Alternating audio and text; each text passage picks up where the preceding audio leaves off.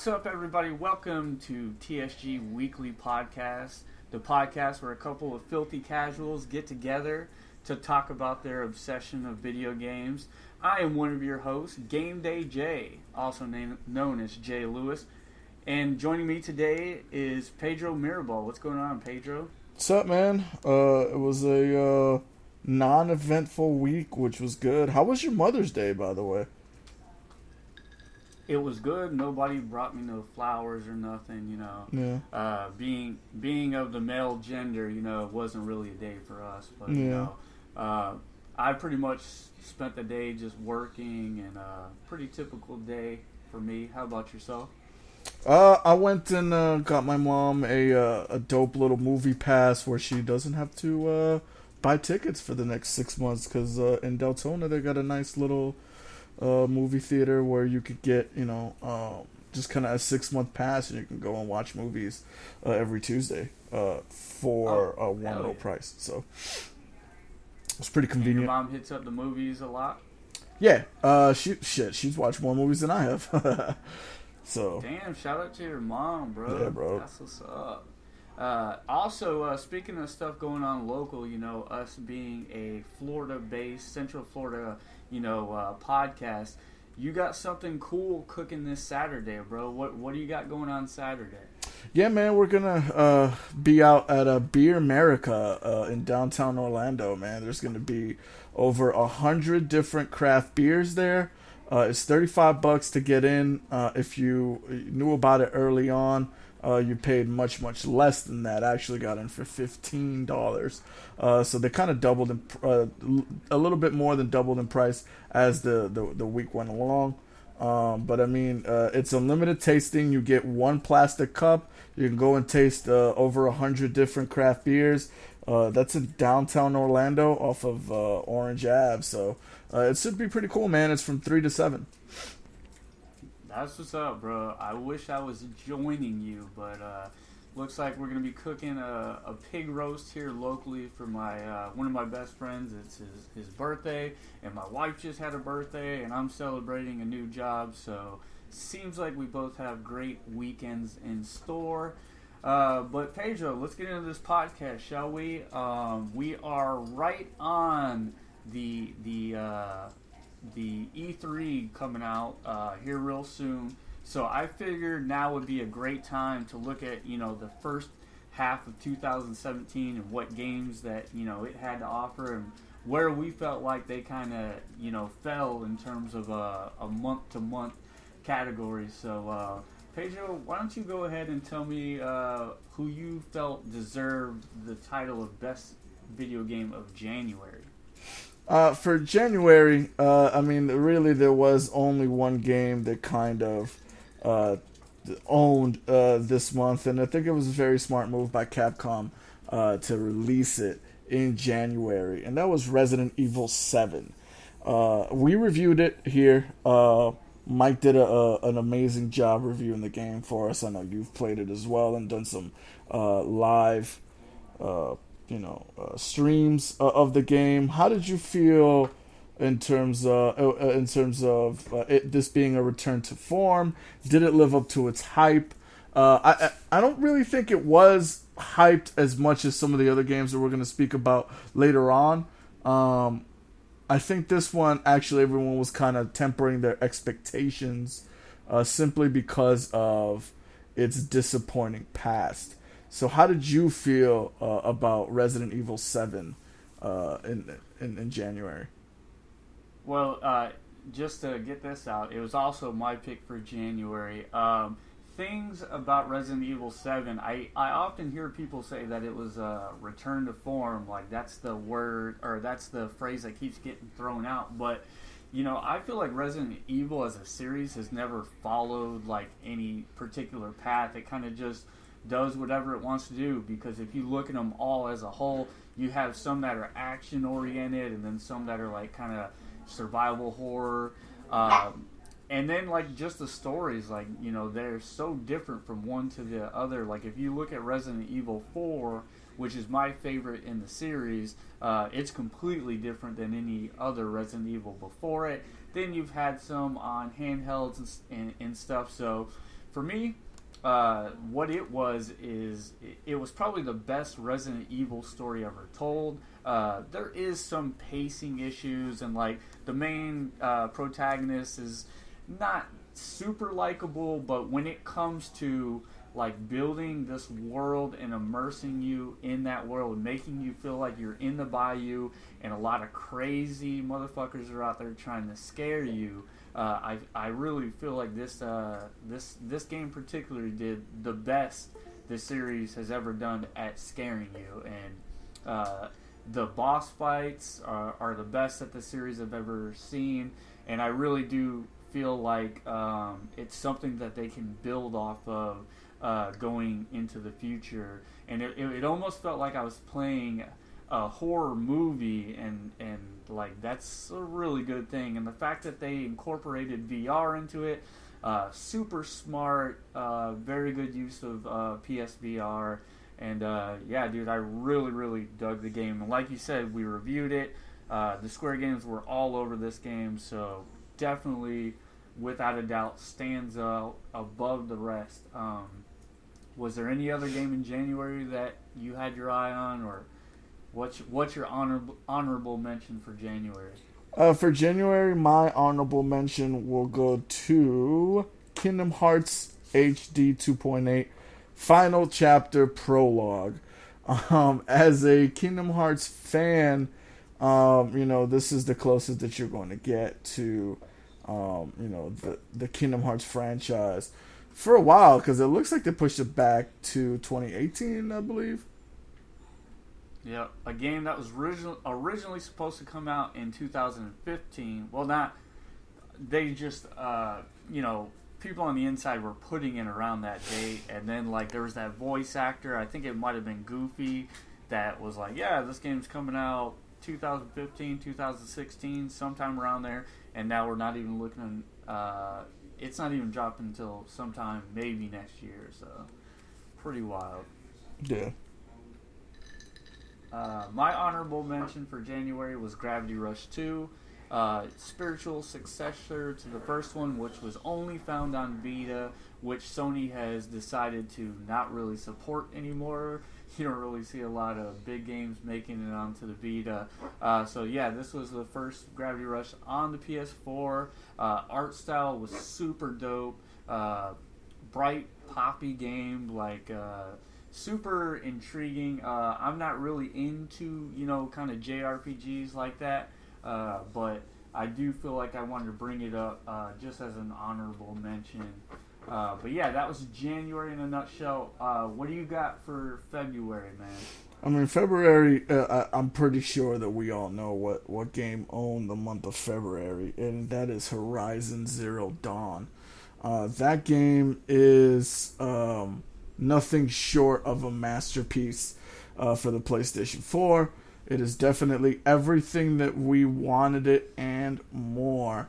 I really enjoyed it. I'm about 80% of the way done with the game, and again, being a casual, that's a surprise for me. I typically just finish the game and then don't do any of the side quests or any of the other side missions. But this game is so good that it kept me immersed in the world long enough to at least finish 80% of the game. I don't know if I'm gonna go the full 100 and try to platinum it, but it's given me at least 60 to 70 hours of quality, wonderful gameplay.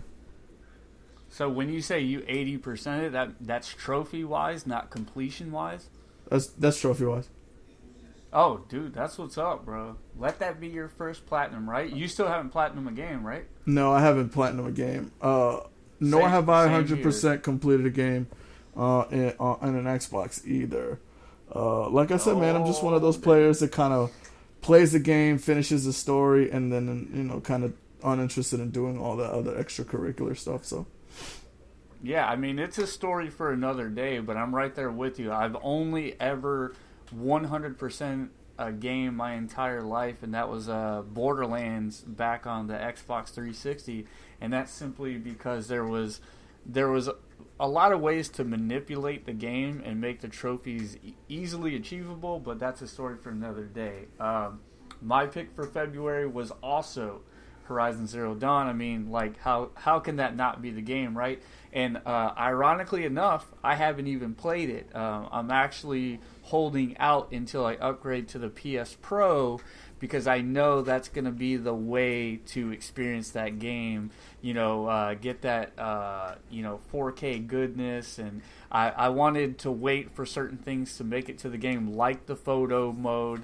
I know I'll go down like a deep rabbit hole just taking really clutch thumbnails and things of that nature. So it's a game that on paper, like, it's a total J. Lewis game. I love open world. I love using bow and arrows. I love female, main protagonists. Like, I love everything about that game on paper, and I can't wait to get my hands on it. Should be getting a PS Pro here shortly, so definitely glad you dug it, and hopefully you'll get that platinum here shortly. What was your honorable mention? For February, I mean, it could go between Naya or For Honor, but I'm going to go with For Honor simply because our boy Mike is just having so much fun playing that game. He's, coming out with dope videos, and the multiplayer seems like it's pretty cool. Everything that I've seen from it, if you're into that type of game, For Honor is definitely the one for you. It was very high. It was a pretty hyped game coming out of E3, and I think Ubisoft delivered with that release. Yeah, and that's a game that I literally have never played a day in my life, but I've watched so many of Mike's streams, like he did the Road to Prestige with it, and I've played it vicariously through him, and super, the kill animations, dude, are super legit. It's gory as hell. He looked like he had a ton of fun with it. It's not without its flaws. The peer-to-peer server is not ideal, especially in 2017. I don't know why they chose to do that. You're always getting dropped out of games, unfortunately. But again, from what Mike said and from what I watched, one of my favorite personalities, Angry Joe, his review aligned perfectly with Mike's review. That peer-to-peer connection, it can really... it kind of lives and dies by that peer-to-peer connection, because you're either having a great time or you're beating your head against the wall, getting kicked out of games over and over again. So, yeah, good honorable mention. I had to go with Sniper Elite 4. I've always been intrigued by the franchise. I kind of really dig watching Let's Plays of it and just seeing how one person will tackle a situation over another person. And I love how it's it kind of proves that in 2017, mid-tier games can still exist. This is a game that I want to say it retails, Pedro, maybe you could pull this up for me, but I want to say it retails at about $40. So, you don't get hit with that $60 price point. You can get in at a reasonable price, get, a good 20-hour campaign out of it and get out. It's not something that you're going to be playing, over 100 hours. So it's kind of one of those shooters where you get in, have your fun, and get out. So that was my honorable mention. Heading into March, what do you have for me, Pedro? For March, I mean, this is again another no-brainer. This year has been full of games that control the minds of the gamers, and they're just no-brainers, man. Especially with the Switch releasing in March, Zelda: The Breath of the Wild is going to be mine game for the month of March so far, man. And again, this is another game that was hyped. Some say overhyped, and you know what? It delivered.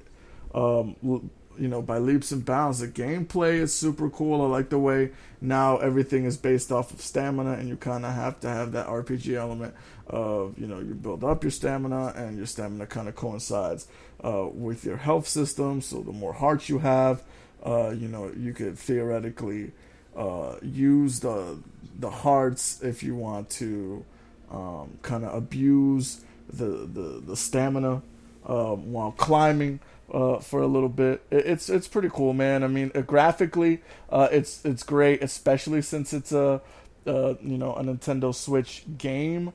Um, the gameplay is also super super dope. I mean, for it being on a mobile console, and I consider the Switch to be a mobile console, I think that it's a very well put together game and indicative of the bright future that the Switch has, which is the most important part. And yet again, 3 months in a row, all our picks have aligned. I do think that the next 2 months we might have a little slight disagreement, but yeah, for March, definitely The Legend of Zelda Breath of the Wild, everything that you just said, on top of the fact that the costumes that Link gets to wear, like, dude, the costumes are really super dope. Like, I love that hooded cloak look, and you talked about the controls, how good they are. And just like the animations in the game, like when Link gets on and off the horse, like that extra little bit of detail that they put, like he doesn't simply just get on the saddle, like he does some little loop, and it's not always the same, and you can mount other animals in the game other than the horses. You can mount a bear if you'd like. The amount of polish that went into the game and the attention to detail, this is the game that sold the Nintendo Switch. You know what I mean? Like, so many Nintendo Switches got sold because of Zelda, and I think in 2017, like, that is their marquee franchise game, way more so than Mario. And me and you had conversations about, or maybe it was me and Nate. Yeah, it was actually me and Nate, our artist over at the Square Gamer, talking about how Mario doesn't have the weight for gamers that it used to. You know what I mean? Like, it's not going to sell a bunch of consoles. And as I'm saying this, my wife's giving me these eyes like, motherfucker, you're talking shit, because I want to buy a Switch right now for the next Mario game. But yeah, I would say overall, Zelda is like the poster boy for Nintendo now. You think that's pretty safe to say? I mean, it's the poster boy for Nintendo right now, but I mean, as we get closer to E3 and we see what the new Mario's all about, Metroid hype, that'll definitely change. Metroid hype. Give me your honorable mention, because I think we're going to align here too, possibly. I mean, it's definitely going to be Mass Effect. Even though I didn't personally like that game, a lot of people really did enjoy Mass Effect. It does keep up with its roots. It had its issues week one, but people who bought it and kind of stuck with it do say that the updates have vastly improved the game. And actually made it somewhat, or not somewhat, but definitely made it into the game that we all thought it would be. To me, though, Mass Effect is probably the first game of the, not probably, is the first game of the year that was super hyped and had a group of gamers super excited, only to be left disappointed on release day. Unfortunately, Mass Effect gets to carry that torch for the beginning of 2017. Do you think that Mass Effect is a game that is kind of held back by its own success? Like one of those stories where it just, because it's been so good in the past, it can never live up to the hype? Do you think that could have been why maybe some of the reviews came in a little bit more negative than they should have? No, because Zelda also has that allure, that mystique of being such a great game when it comes out. That the expectations are so high it'll never be able to live up to them, and it did so. Mass Effect, what happens is when you have facial animations that look like the way that they looked, man, that's really the big reason.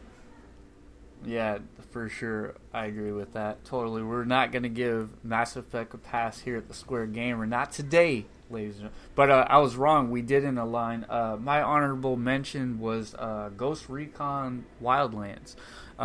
Me and you got to check out the demo together, as well as me and Mike.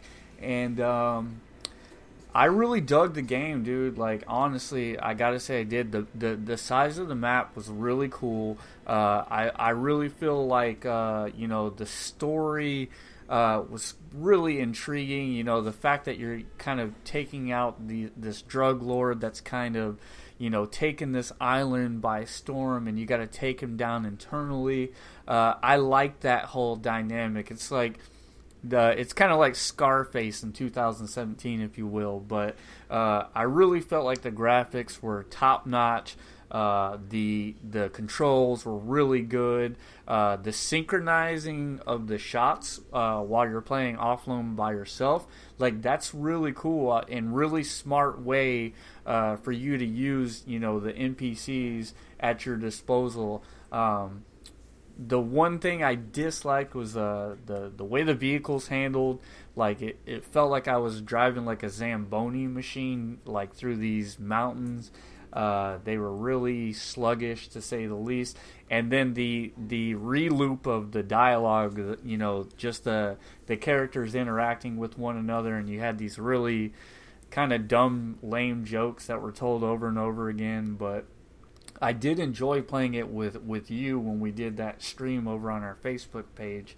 What's your thoughts on Wildlands? Wildlands is definitely a game that you have to buy to play with other people. I don't think that the single player experience is going to give that game, its justice, or do its justice. So I think that if you are to purchase a game like Wildlands, you got to make sure that your friends, number one, buy the game, and two, have time to play it with you. Because if not, you will have made a mistake and will not enjoy the game as much as as you would if you were playing together. That's my take on. That's the only reason I didn't choose Ghost Recon, is because I think it's too reliant on buying it with another person. Okay, that being said, how would you stack this up against the other Ghost Recon game that came out right before it, The Division? Do you think the Division single-player campaign is stronger than Wildlands? Would you recommend that game over this game? No, I think The Division... The Division is more online-based, I guess, than Wildlands is. You don't have any NPCs to play with. You're kind of just by yourself, hanging out in an open world, version of New York. So in that aspect, they're two different games. Is it better than Ghost Recon? No, I don't think so. Wildlands, yeah, no. I don't think it's better than Wildlands. I think that Wildlands is The Division, but with a couple of areas perfected, particularly the part where playing with friends is a little bit easier. Mm-hmm. Yeah, definitely. Let's get into April, and this is where we're gonna start to taper off. I feel like. What is your pick for April? For April, my pick is. I'm assuming you're gonna go with Persona. I hope not, but I'm assuming that's what you're gonna go with. I'm gonna go with Guardians of the Galaxy, the Telltale series.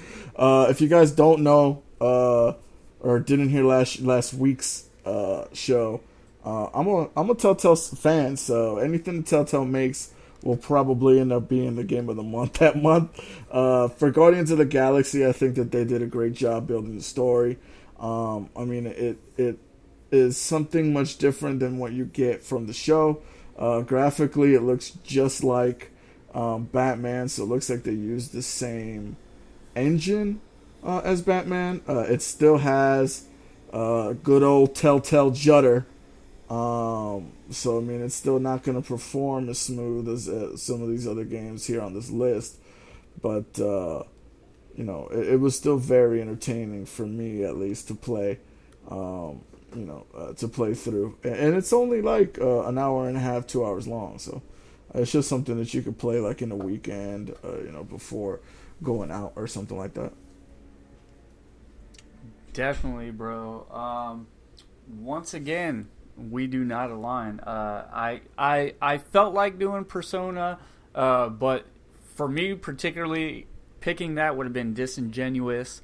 Again, JRPGs, like, I tend to go out of my way to not play them. I don't know, for some reason, it's just never been a genre that particularly grabs me. I don't know what it is. I don't like it, but I do respect the game, and I do realize why so many people play it. For me, I went with Little Nightmares, simply because I have a soft spot in my heart for these indie games that come out. And then, you know me, I love the undead, and I love the horror games and all that stuff. So it kind of plays on both of those things. And this is a game that is targeted right towards me. Like, I love the art style. The use of sound and light in this game is super dope. Huge fan of what they did with this game. And I really wonder what a studio like that, if they were given, the budget and time to put out a triple game, like what they could come up with, because this is an indie that, is gorgeous, and it's so well crafted. Control schemes are really good. Just everything that's on the screen at any given time, it's like jaw dropping. And I definitely had to go with Little Nightmares for my pick. You familiar with that game at all, Pedro? I am not, but I'm pretty interested in playing that now. Now, is that a PlayStation 4 exclusive? No. So it's out for PlayStation 4, Xbox One, and PC, if I'm not mistaken. I'm actually looking right now. Yes, I am correct on that. Okay. Right now, it's sitting at about 9 out of 10. So, they really dug this game, dude. And I can't say enough good things about it. Again, whenever you get these indies that come along that, cheap buy-in, and you get a couple of good hours and you can get out, and dude, that's these are the games that we need in between when we have that drought, when there aren't those big AAA titles that are coming in. And April is evocative of one of those months where there, not a lot came out in April. So this is they nailed the launch window for this game. Like, they couldn't have done better. So, I definitely agree. It retails at $34.99. So, boom. That's nice little. A little on the high side for an indie game, but I mean. Yeah, I was gonna say it's a little higher on the indie side, but it apparently it's worth it from the reviews of the game. It's definitely worth the price. And awesome. Dude, to sell you on it, all you gotta do is Google it and look at the images, and this game is just the artistic style that they have. It'll sell you on it, bro. Dope. Yeah, definitely gonna have to check that out. What was your honorable mention for April? For April, I mean, it's a little weird to go with this one since it's a much bigger title than Guardians of the Galaxy, the Telltale series. But I mean, Mario Kart 8. Mario Kart 8. Playing that at work with my boss that has a Switch is the biggest sales point for having a console like this, a powerful console like the Switch, but being able to play it mobilely, man. Zelda really sold it to me, playing Zelda on the go, and whether it be in the car or just even in bed, you don't even have to have a TV on or something like that. You just play Zelda. You can put the Switch on your nightstand and call it a day. But Mario Kart, man, a game that is that competitive, that you can play online as long as you're in Wi-Fi. That really opened my eyes to the reason why the Switch is going to be successful, because being able to play online using a mobile console, man. I mean, Wi-Fi it isn't few and far between like it used to be. So you could definitely get it while you're on the go, whether you're riding public transportation or you're hanging out at the mall or at your place of work, or let's say for some reason you decide to take your Switch to like a theme park because you don't ride the rides and you're going to be sitting around waiting for everybody else to do so. You'll have the Wi-Fi to be able to get a few competitive games in of Mario Kart 8.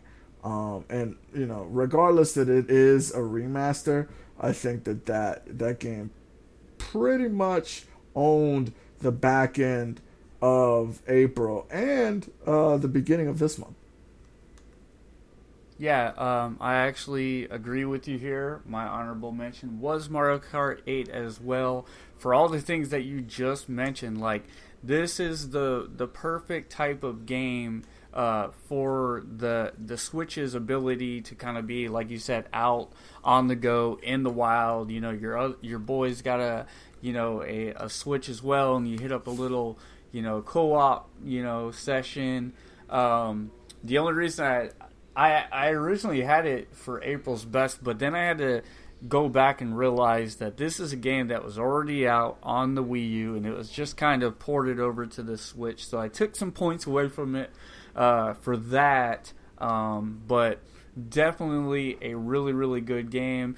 I wasted many hours on the Wii U back in the day with the wife, me and her going at it.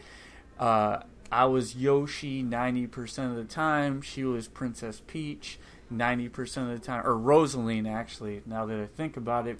And I would just own her again and again and never feel bad about it. And so definitely a really, really good game, especially if you've never played it before. If you didn't buy a Wii U and you were a smart individual, smart consumer, and this was your first go at it, definitely a really good game. I probably played over 1,000 hours Mario Kart 8. So yes, very good game. So to bring it home, we hit May, and I'm very curious to see what your May pick was. The pick for this month, man. I mean, it's a little dry this month, honestly, man. And this is the month before E3. This is what happens: is that you don't get. You're so full of shit. That one quality game for the month, bro. I gotta stop. I gotta stop you dead in your tracks, bro. You're telling me that Injustice 2 is not a quality fucking game? No, Injustice 2 is a quality game, but it's not something that's let's pump the brakes on Injustice 2. That's not gonna get somebody to spend $60. Like if you're telling me I got $60 to spend every month on a video game, I don't think that Injustice 2 is going to be that game. You don't think it has the substance? It doesn't have the gravitas to be able for me to say, oh my god, Injustice 2 is coming out. If Injustice 2 was placed, let's say in an April, or in an April or a March, it'd be forgotten. The fact that it's in May is the only reason that you're speaking about it the way you are. That being said, I am going to go with Minecraft for the Nintendo Switch. I sound like a huge Nintendo Switch fanboy right now, but it's they're releasing these nice little bite-sized games that you can get in and get out. Minecraft again is another, to me, another huge system seller. I think right now you've got Zelda and you've got Minecraft, and those two are the ones that are going to sell the system for you. Especially if you're a parent like Mike, who may be a gamer but want an excuse to purchase one, and you see, man, Minecraft is there. The kids can play Minecraft, and I could play Zelda. All of a sudden, that gives it that extra one extra game really does give make the decision of buying a Switch much easier. You're definitely not wrong about that, and Minecraft is one of those games that has already proven itself, huge contender. but I left it off my list for the same reason that what was the game that I left off just before this one? What was your pick? Mario Kart 8.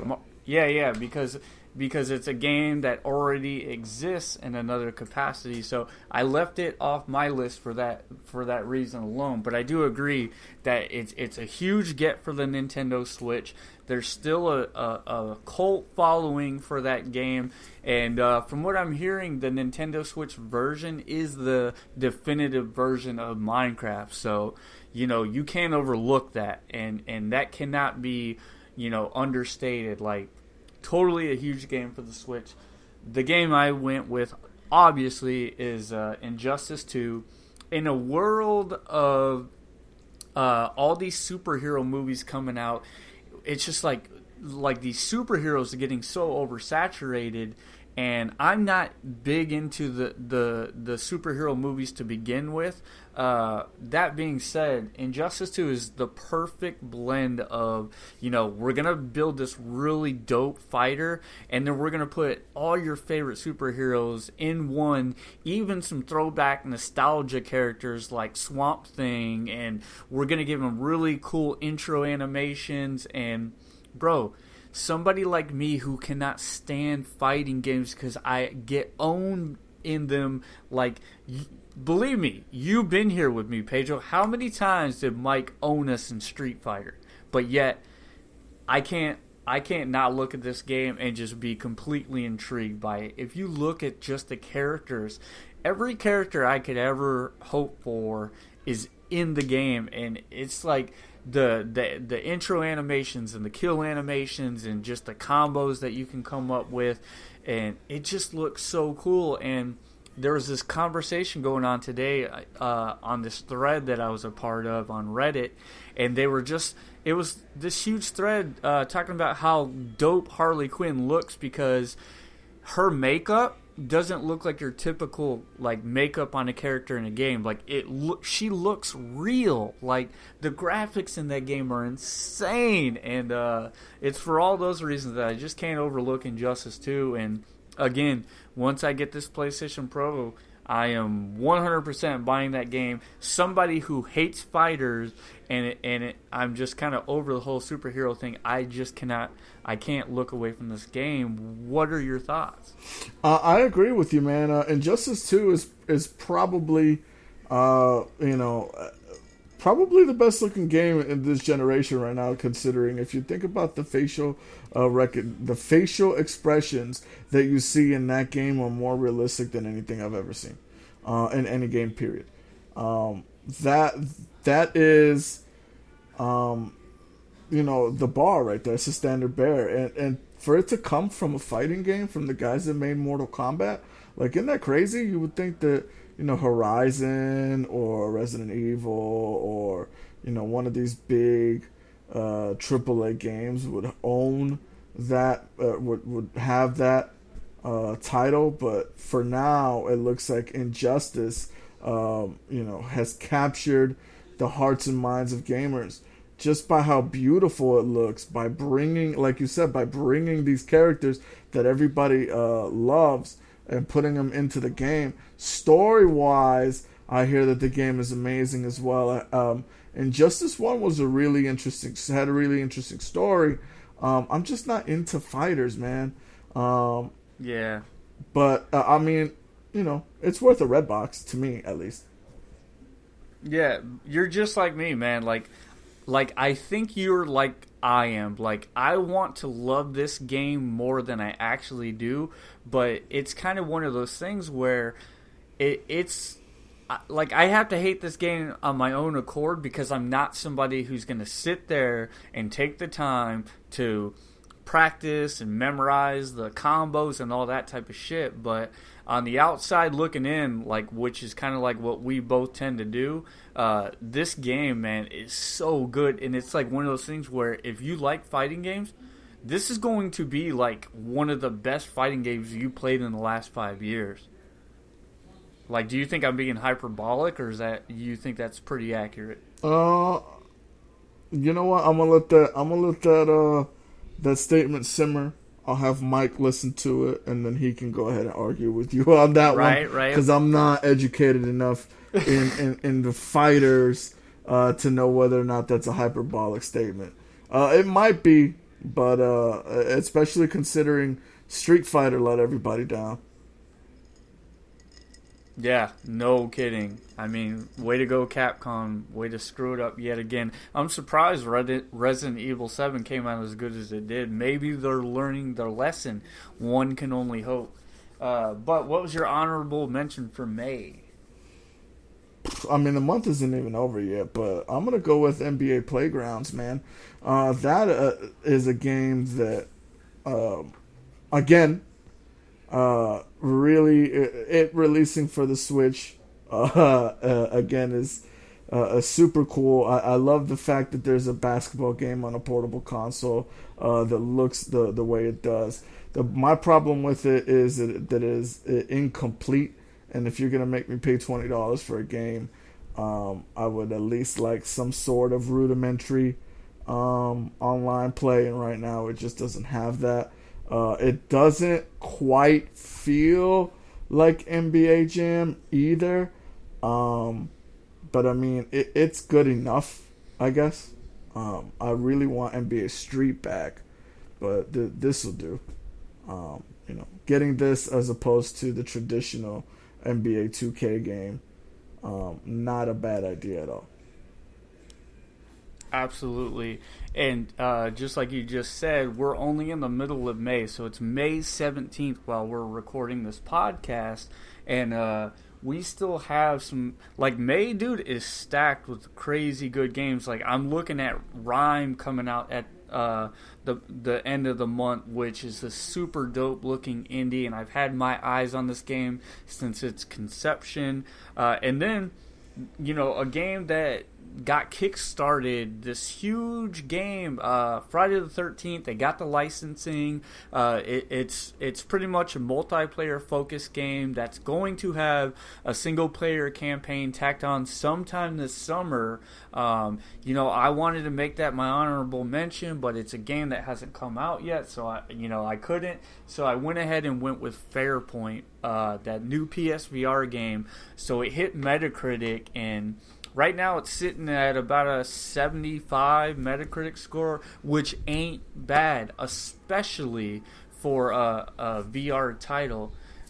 It's a game that, kind of pushes VR forward, and it's something that, like we picture in our heads these huge AAA titles in the VR space that don't exist, but we want to know that they can exist.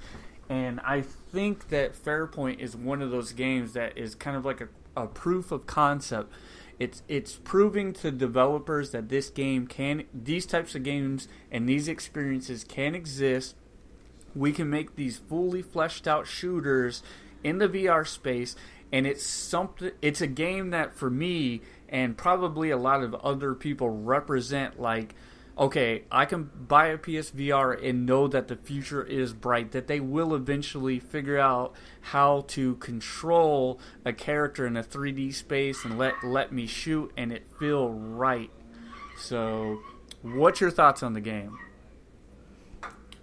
Fairpoint, I think, like you said, is going to be that game that pushes VR forward.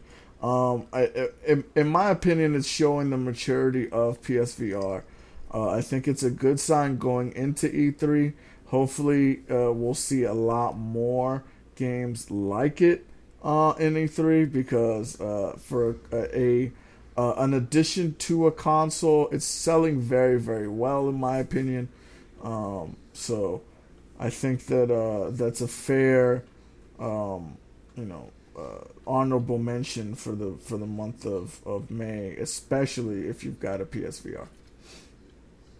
100%, bro. So, what I want to do now to kind of close things up, I want to know what game stands out as your top pick for the first half of 2017, and what really speaks to you as the best game thus far this year. So when we do this, just to be a little bit more clear, because obviously the month of May is not over with, and the middle of the year is in June. This is we kind of split the year up into pre E3 and post E3. So my game of the year so far has to be Horizon. There is no competition at the moment for me personally. From what I've played and experienced, Horizon is the game of the year. It's the most complete. It was the best game to kind of just pick up from day one and go. It just keeps getting better with the added features. There will be DLC coming later on this year. There aren't any more praises that I could give to it because I haven't played it in 4K, but I heard it looks, stunning in a 4K television. Yeah, and I'm just going to be the echo chamber and completely agree with you. Horizon Zero Dawn, to me, what's so important about it is not like what a great game it is, but just what it means in the future. Because if they're able to get it right the first time like this, and they built this all new IP, and right out of the gate was already instantly a success, bro. The future for Horizon is so bright. Like Horizon 2, I can't imagine what new features are going to be added. One would assume that there's going to be some type of cooperative play or even multiplayer. These are the Guerrilla guys who have made all the Killzone games in the past. So you have to assume that the next one is going to have some kind of multiplayer. So you're going to get this perfect story and world that they've already created. The lore's really cool. And then, again, all assumptions here, but all signs are leading to some kind of multiplayer aspect in the future. Like, that blows my mind. So, totally agree with you there, good sir.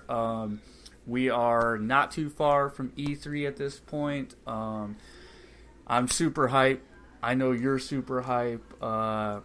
It's already been an incredible year, and I really, truly feel in my heart that 2017 is going to prove to be one of the best years in gaming, and that's all I really got to say about that, bro. What do you think?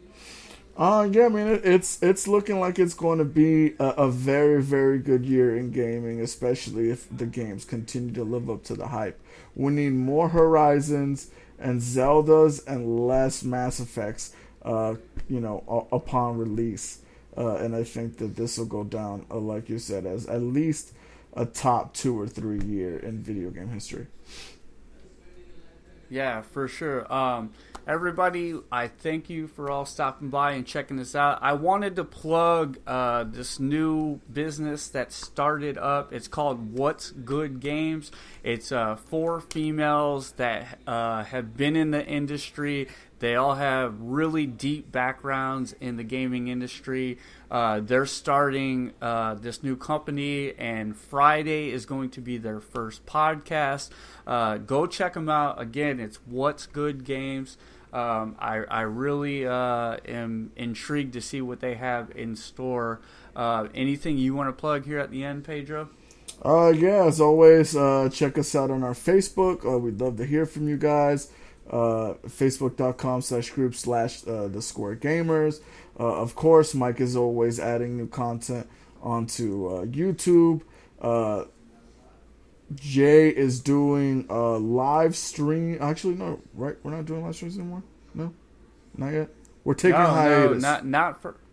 yeah, we are. I will be doing live streams in the future, probably under a different YouTube. We're trying to figure that out at the moment, what our future looks like. But keep an eye on Mike's content. He's killing it over on our YouTube. Check us out on Instagram, The Square Gamers. We put dope-ass pictures up there on a daily basis. We're hoping to get Nate more involved with some really cool artwork moving forward. But thank you, everybody, for stopping by, and we'll see you next week for an all-new TSG Weekly. Later. Peace.